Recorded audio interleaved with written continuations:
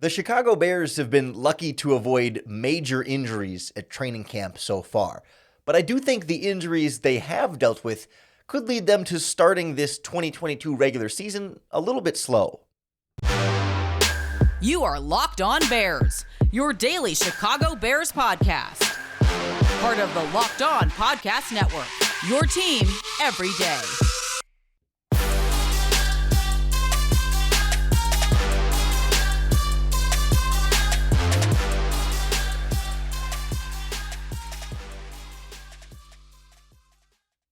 This is Locked On Bears, and I'm your host, Lorin Cox.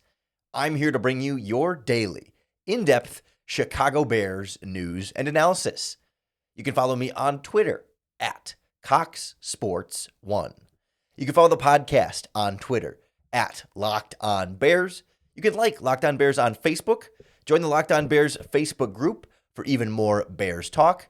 And make sure you hit that subscribe button on the Locked On Bears YouTube channel to keep up with all of our video podcasts as well.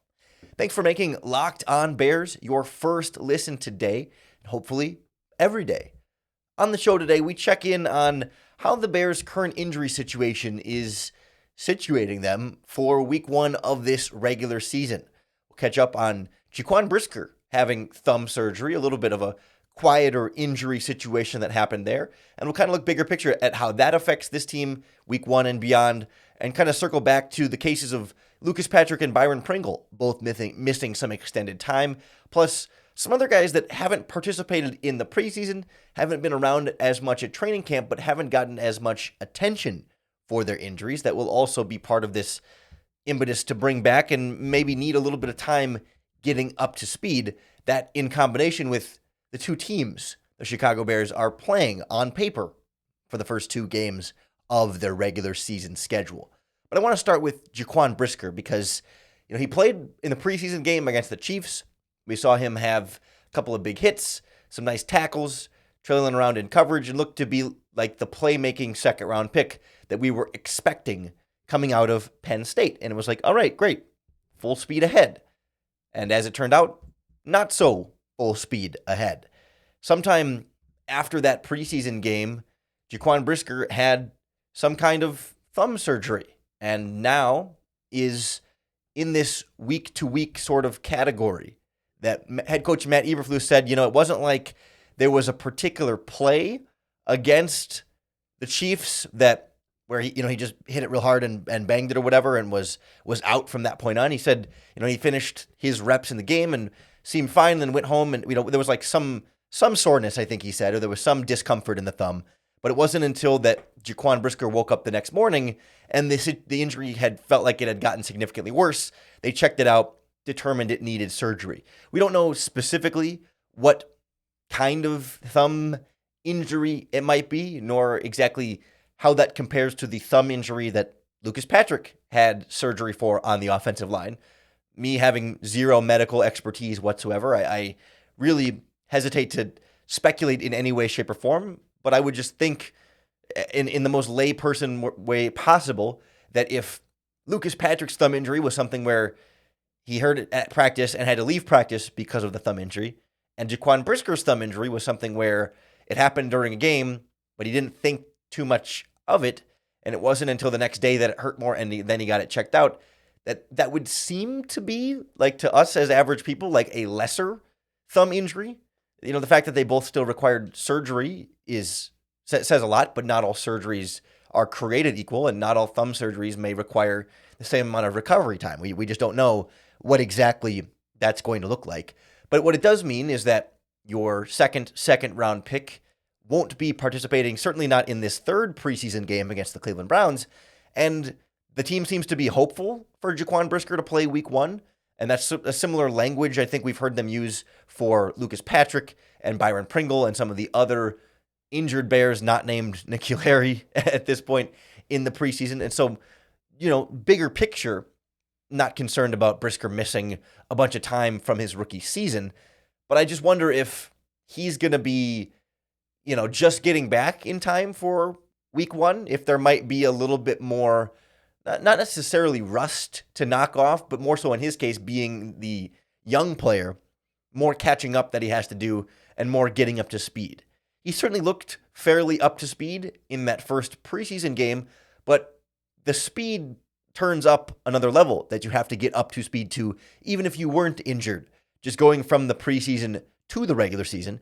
And there's an adjustment period when the game actually matters. It's like preseason games are still a step up from the speed of training camp practice, but I think regular season games are then also a step up from the intensity of preseason games from that. And so I wonder if there might just be a slight build-up period for Brisker. Not that he's going to come back and be bad, but the Brisker we see week 1 against San Francisco might not be as comfortable, confident, warmed up, ready to go as the Brisker we see in week 6 or week 10, presuming he's able to stay healthy from there. And I just wonder if that's not a theme we're going to see across the rest of this Chicago Bears roster. Because it's not as though with Brisker injured, it's not like the Bears are barren at safety and just don't have another decent option. We all really like what we've seen from DeAndre Houston Carson up to this point in his career. It's kind of a surprise to me that every offseason some other team doesn't come and try and sign him away to be a starter for them, because we've seen now last season and sprinkled in previous seasons starting caliber play from DeAndre Houston Carson out of necessity. They still haven't wanted to commit to him and wanted to do, I guess, more talent and a better safety when they can ahead of him with the likes of Brisker. But at first we wondered if they were in a position for him and Dane Cruikshank to compete to start. And I think DeAndre Houston Carson has earned that level of like, okay, if Brisker's not able to go, you don't feel like this Bears defense is going to be, drastically worse. You want Brisker out there. Brisker is more talented and has all the potential in the world to be a very great safety for this defense. But you'll be fine with DeAndre Houston Carson. That's not the concern. The concern is when Brisker comes back, maybe that first game or two will still be part of the learning curve catch-up process. Not that he individually is going to be the reason then that the Bears might be a little slow out of the gate to start the regular season, but more so, I think, when you start to look around the rest of the roster, there's a handful of guys that have not participated much in the preseason or training camp due to injuries, and if some combination, if not all of them, are all coming back week 1 for their first role, collectively, those learning curves and rust removals might slow this Bears team down. We'll go through some of the other injured players that should be back and the position dynamics that go into that, plus the schedule dynamics as well, next on Locked On Bears. Our next partner here on the Locked On Podcast Network has a product that I use every single day. It's called AG1 by Athletic Greens, and it's like a powdered, delicious vitamin. It's somewhere between a vitamin and a superfood because it's got all the nutrients I need to kind of fill in the gaps that I might not be getting with my regular food. With AG1, you're getting 75 high-quality vitamins, minerals, whole food sourced superfoods, probiotics, and adaptogens to help you start your day right. I love taking it like first thing in the morning so it really absorbs into an empty stomach and you can soak in as much of that nutritious value as possible. It supports your gut health, your nervous system, your immune system, your energy, recovery, focus, aging, all the important things. AG1 is here for you. It's lifestyle friendly.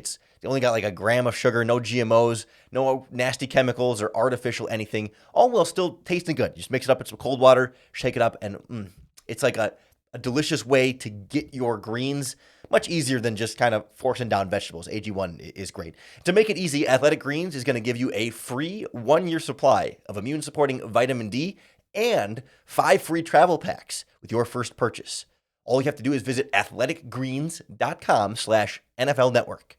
Again, that's athleticgreens.com/NFL Network to take ownership over your health and pick up the ultimate daily nutritional insurance.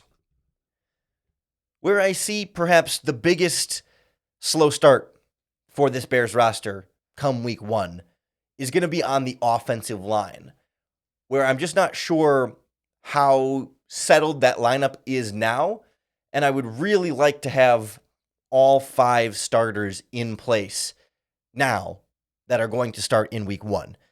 That's not possible, mainly because of Lucas Patrick's injury.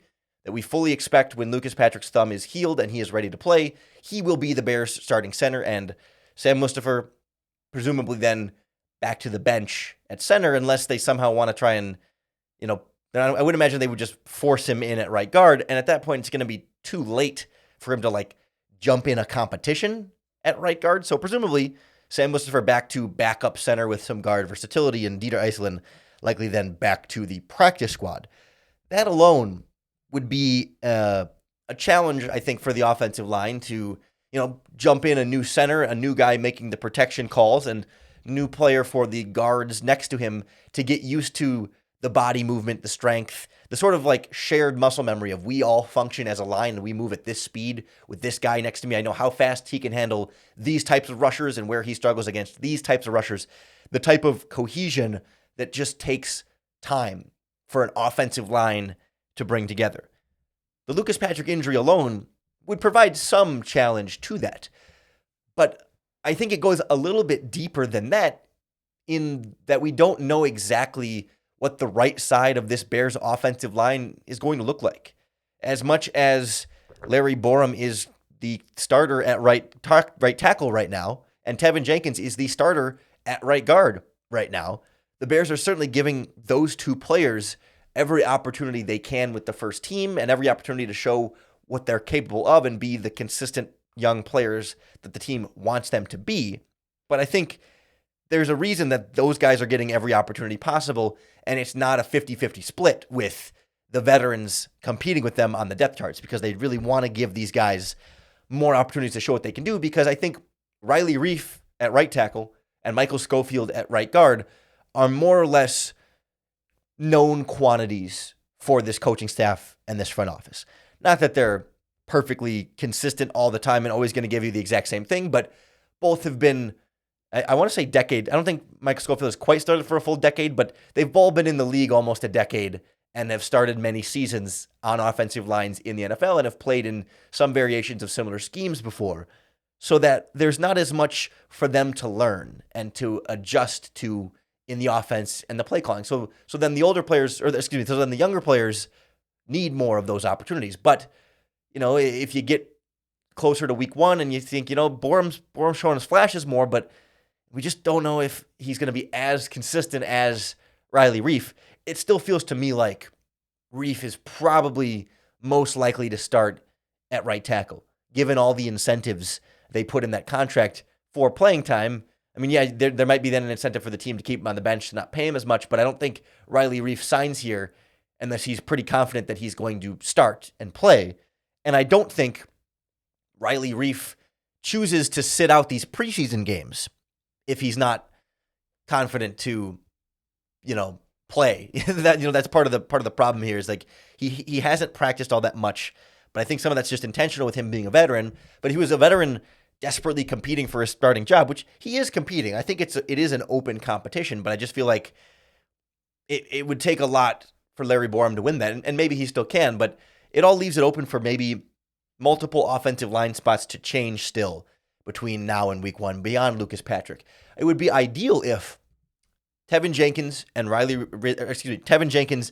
Borom at right guard and right tackle continue to play really well throughout the preseason, win the starting jobs week one, and have your four tackles and guards set. That the guys that are playing right now with the starters, Braxton Jones, Cody Whitehair on the left side, and then Tevin Jenkins and Larry Borom on the right side.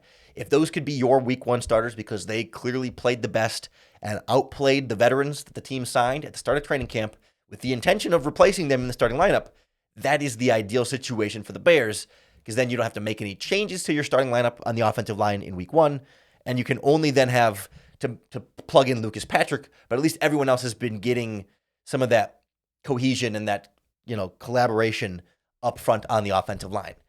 It feels more likely to me that maybe Tevin Jenkins doesn't start and maybe Larry Borom doesn't start. That Riley Reiff and Michael Schofield are still the more proven veterans at this stage. It's hard to make a prediction. It's hard to read the Bears in this case, especially when ESPN's Adam Schefter comes out the other day and says he still thinks the Bears are going to trade Tevin Jenkins. And I was just talking to Greg Gabriel, the former Bears director of college scouting, who many people have many opinions on. That's for sure. But we were DMing a little bit about the Tevin Jenkins situation, and he pointed out, like, why would the Bears waste all those first-team opportunities on Tevin Jenkins if they just wanted to trade him? Like, they could have Michael Schofield or whoever getting those more valuable reps if the plan was just to trade him. And I said, well, what about potentially just trying to show him off? And he said, well, in the preseason games, if you want to show him off, you play him with the second team and the third team, and you have him play the whole second half, right? Whenever the starters come out, you put Tevin Jenkins in and have him play the rest of the game. That's giving him more snaps and showing him off to other teams as a potential trade target. So it wouldn't make sense that the Bears have been investing so much time in coaching up Tevin Jenkins and giving him these opportunities just to bail on him and trade him for a day 3 draft pick right at the end of the 53-man roster cutdowns. I mean, it's tough because, like Greg straight up said Adam Schefter's wrong. I'm not there to say Adam Schefter's wrong. Adam Schefter has been wrong before, and he could be wrong again, but we'll see. That the Tevin Jenkins trade might be still on the table. It might not, but it does leave this offensive line perhaps changing its lineup before week 1. And I hate changing offensive line lineups this close to the regular season for any reason, and especially a reason that's not purely injury-based. I can accept it in the Lucas Patrick situation because that's out of their control, and there's no way to prevent or predict the injury and all that, and it's worth getting him back in the lineup because he can be that upgrade at center. But if you get all the way to September 1st and realize, you know what, this other guy's the better option at right tackle, you really should have figured that out sooner, and it reflects very poorly on the coaching staff that then they weren't able to figure out who their starter was going to be sooner and start building that cohesion even sooner. And we don't have to talk about how important this offensive line is going to be for Justin Fields. I've kind of left that as the understood given here, but I think it's important to at least acknowledge it. We don't have to break down why. It's fairly straightforward there, but that's going to be the most important position group around the quarterback for his success. And I don't think it's smart to tinker with that position you shouldn't tinker with it as much as possible. Reverse that. It is smartest to tinker with that position as little as possible in order for that group to grow. Because we've seen it in recent years in Bears history, where the offensive line starts out a little bit slow, but by the second half of the season, when they've all been playing together for a little bit longer, they grow and they get better. The sooner you can start them all playing together, the less of that learning curve you're going to have. And if they're still getting used to each other in week 1, maybe a slower start for the offensive line.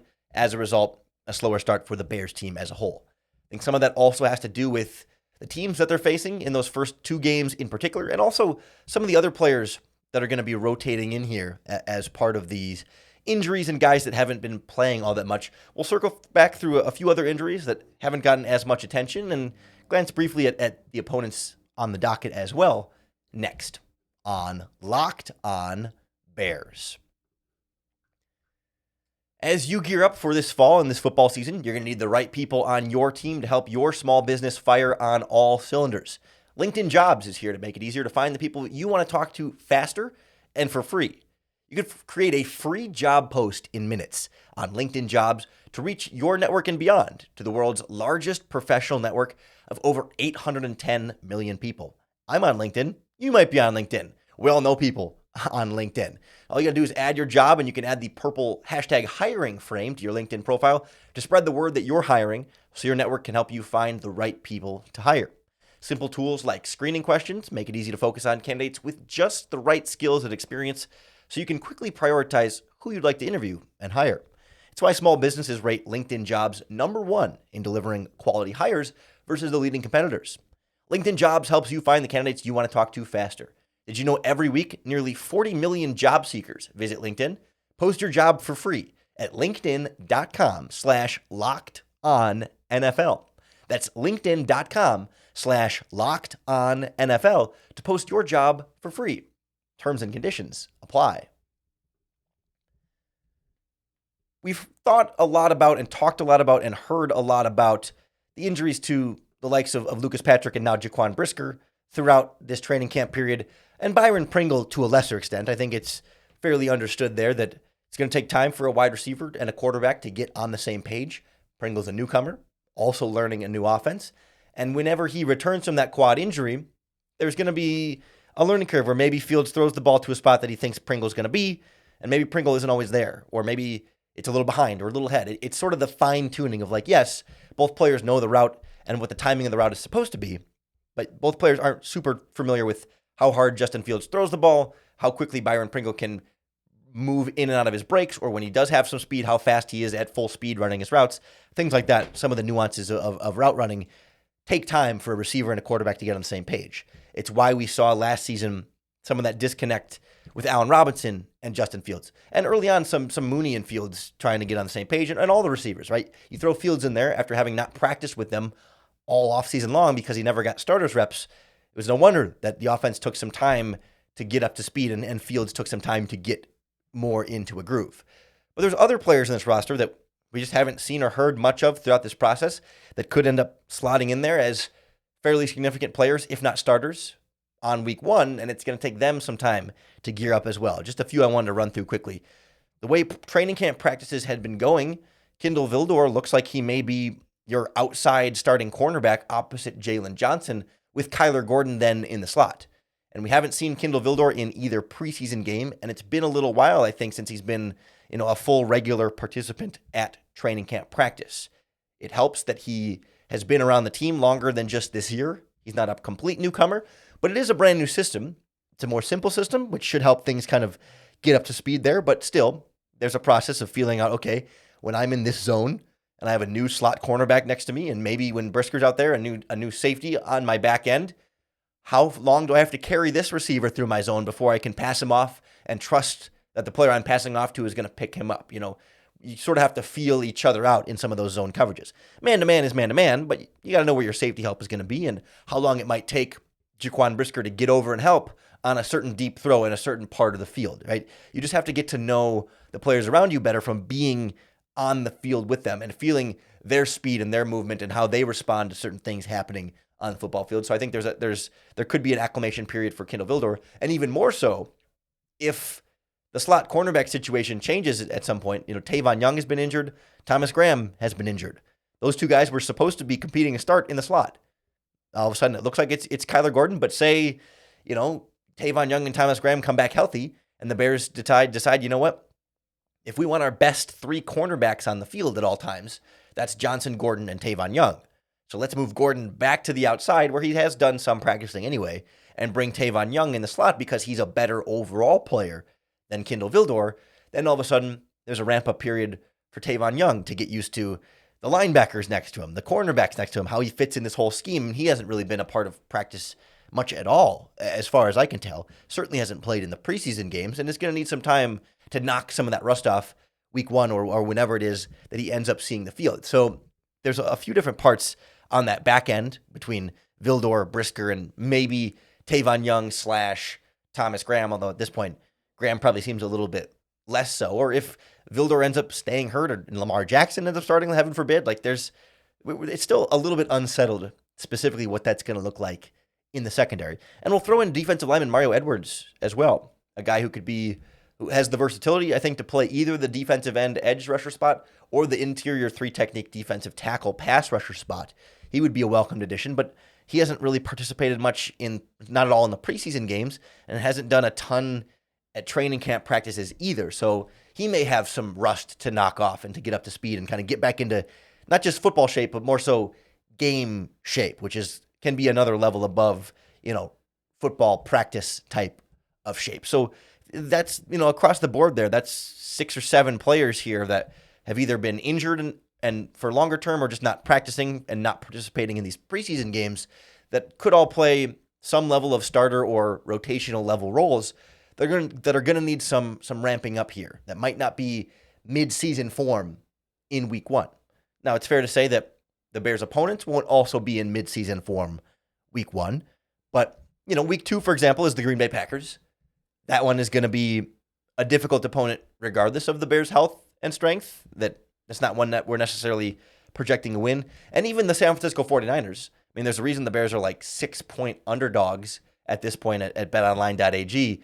The 49ers, not that I have faith that they're going to necessarily be the surprise Super Bowl team this year, but at least comparatively, yeah, Trey Lance is a new quarterback getting up to speed with his wide receivers, but he has been practicing with them for 2 seasons now. And more importantly, it's the same offensive system for him from last year to this year. So everyone is maybe a few steps ahead in that offense of where the Bears are in getting their offense together. Not that I think the 49ers are some dominant team that the Bears don't stand a chance against. It's just comparatively, I think the Bears are going to have more of a learning curve, more of a ramp-up period, more rust to knock off than the 49ers might. Crazy things happen in week one all the time. Teams win those games that end up being terrible the rest of the year, and really good teams end up losing week one games. It's why it's almost impossible to predict how week one games are going to go. And I'm not here to say that the 49ers are definitely going to beat the Chicago Bears. It just feels like the Bears have some added factors as to why things could be a little bit slow for that game, and then chances of beating the Green Bay Packers in week two were already going to be on the lower side anyway. So it just points to me like a little bit more of a likely 0-2 type of start. The good news is you got the Houston Texans in week 3, which on paper, perhaps one of the worst teams in the NFL. You got the New York Giants then in week 4. You have the potential there by then to really be more up to speed with your group. And those could be will be much easier matchups and could be 2 wins. And then at that point, you're 2-2 and 500. And you go from there into a hard to predict portion of the schedule. I don't like to get too much into on-paper prediction, but it just feels like I'm sort of like trying to prepare you and warn you that even if things are a little rocky in those first 2 games, doesn't necessarily mean the sky is falling, and maybe we should make sure we see it coming instead of being surprised if the Bears struggle and then look back and say, oh, well, no wonder they struggled. They had a new offensive line in there, and a bunch of their secondary players were all coming off of injury and had never played together, and it sort of becomes that sort of retrospective excuse. But we can sort of preview an explanation for if they do struggle, that could be one of the reasons why. Certainly, if there's any more injuries or if these players come back a little bit sooner or get in some preseason action and knock some of that rust off, or any changes to this offensive lineup, you can be sure we'll break it all down for you right here on the Locked On Bears podcast. So make sure you hit that subscribe button to keep up with all of our daily, in-depth Chicago Bears news and analysis. Thanks for making Locked On Bears your first listen today and hopefully every day. If you're looking for your second listen, Locked On Fantasy Football Podcast is here for you. Locked On Podcast Network is your team every day. That includes your fantasy team. Vinny Iyer is the host over there. He's been analyzing fantasy football and covering this sport for over 20 years. And he can help you get the unique moves that your league mates won't have because they don't listen to Locked On Fantasy Football. So go get that edge and check that one out when you're done listening to Locked On Bears. Then come on back tomorrow for any and all Bears updates out of Hallis Hall. And more importantly, another opportunity for you to bear down.